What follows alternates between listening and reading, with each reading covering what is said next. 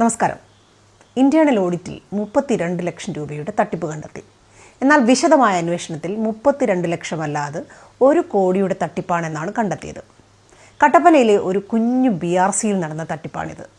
BRC എന്നാൽ block resource centre. കഴിഞ്ഞ സർക്കാരിൻ്റെ കാലത്ത് നിയമിച്ച താൽക്കാലിക ജീവനക്കാരാണ് തട്ടിപ്പ് നടത്തിയവർ. 2014 പിണറായി അധികാരത്തിലെത്തിയപ്പോൾ CPMന്റെ അധ്യാപക സംഘടനയായ KSTAയിൽ പ്രവർത്തിക്കുന്ന അധ്യാപകനെയാണ് BRCയുടെ കോർഡിനേറ്ററായി വെച്ചത്. BPC അഥവാ ബ്ലോക്ക് പ്രോജക്റ്റ് കോർഡിനേറ്റർ. ഭരണം മാറുമ്പോൾ സാധാരണഗതിയിൽ അങ്ങനെ ചെയ്യാറുണ്ട്. ഓരോ BRCയിലും 10-20 സ്റ്റാഫുകളെ കൂടി ഇതിൻ്റെ അണ്ടറിൽ കരാർ ജീവനക്കാരായി നിയമിച്ചു. ഇതിൽ പകുതിയിൽ കൂടുതൽ പേരും DYFI, SFI തുടങ്ങിയ സംഘടനകളിൽ പ്രവർത്തിക്കുന്നവരാണ്. ഇടുക്കി ജില്ലയിൽ 7 BRCകളുണ്ട്.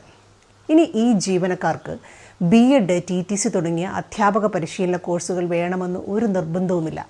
അങ്ങനെ കഴിഞ്ഞ 10 വർഷം 14 ജില്ലകളിലായി നിയമിക്കപ്പെട്ട 100 കണക്കിന് BRC ജീവനക്കാർ CPM പാർട്ടി പ്രവർത്തകരോ അനുഭാവികളോ ആണ്. മാത്രമല്ല BRC കെട്ടിടത്തിലെ എല്ലാ ഭൗതിക സാഹചര്യങ്ങളും പാർട്ടി പ്രവർത്തനത്തിനുള്ള വേദിയായി ഇവർ ഉപയോഗിച്ചു. പുതിയ പ്രോജക്റ്റുകളും ഫണ്ടിങ്ങും നടക്കുമ്പോൾ ക്ലാസുകൾ എടുക്കാൻ വരുന്നത് പൂക്കാസയുടെയോ പരിഷത്തിൻ്റെയോ ഒക്കെ ആളുകളാണ്. അതുവഴി സർക്കാർ ഫണ്ട് റെമ്യൂണറേഷനായി സഖാവിൻ്റെ വീട്ടിലെത്തുകയും ചെയ്യും. അങ്ങനെ സഖാവിൻ്റെയും സർക്കാരിൻ്റെയും മാത്രമായി BRC മാറി. അതുകൊണ്ട് കട്ടപ്പനയിൽ നടന്ന സാമ്പത്തിക തട്ടിപ്പ് താൽക്കാലിക ജീവനക്കാരുടെ മാത്രം തലയിൽ കെട്ടിവെച്ച് രക്ഷപ്പെടാൻ കഴിയില്ല. KSTAയുടെ നേതാക്കന്മാരും സഖാക്കന്മാരും എല്ലാം ചേർന്ന് നടത്തിയ ഒരു കൊള്ളയാണിത്. സഹകരണ ബാങ്കുകൾ കൊള്ളയടിച്ചതുപോലെ വലിയൊരു കൊള്ള. അങ്ങനെ വരുമ്പോൾ VD സതീശൻ സർക്കാർ ചെയ്യേണ്ട ഒരു കാര്യമുണ്ട്. കഴിഞ്ഞ 10 വർഷക്കാലം 14 ജില്ലകളിലെയും BRCയിൽ നടന്ന താൽക്കാലിക നിയമനങ്ങളും അവരുടെ അഡ്മിനിസ്ട്രേറ്റർമാരുടെയും ബാങ്ക് അക്കൗണ്ടുകളും സൂക്ഷ്മമായ ഓഡിറ്റിന് വിധേയമാക്കണം. അതാണ് എനിക്ക് ഈ വീഡിയോയിലൂടെ ആവശ്യപ്പെടാനുള്ളത്.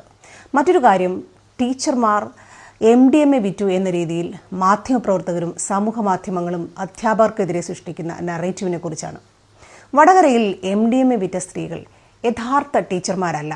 ഞാൻ ആദ്യം സൂചിപ്പിച്ചതുപോലെയുള്ള BRCയിലെ താൽക്കാലിക ജീവനക്കാരാണിവർ. ഇവർക്ക് അധ്യാപക പരിശീലനം ആവശ്യമില്ല. സ്പെഷ്യൽ എഡ്യൂക്കേഷൻ ട്രെയിനിങ് എന്ന് പറയുന്ന ഒരു സംഭവമുണ്ട്. BRCയിൽ എത്തുന്ന ഫണ്ടിങ് അടക്കമുള്ള കാര്യങ്ങൾ ഇവരാണ് കൈകാര്യം ചെയ്യുന്നത്. ചിലപ്പോൾ സ്കൂളുകളിലും പോകേണ്ടി വരും. ശരിയായ അധ്യാപകരെ പോലെ ഇവർ ഒരു സ്കൂളിലും കുട്ടികളെ പഠിപ്പിക്കുന്നില്ല. ഇവർക്ക് കുട്ടികളോടോ കലാലയത്തോടോ ഒരു പ്രതിബദ്ധതയുമില്ല. CPMന്റെ അനുഭാവികൾ എന്നതിനാലാവാം ഇവരുടെ നിയമനം പിണറായി സർക്കാർ നടത്തിയത്. അതായത് ഞാൻ ആദ്യം സൂചിപ്പിച്ചതുപോലെയുള്ള നിയമനങ്ങളാണിത്. അപ്പോൾ പിന്നെ അവർ MDMA വിറ്റില്ലെങ്കിലേ അതിശയമുള്ളൂ.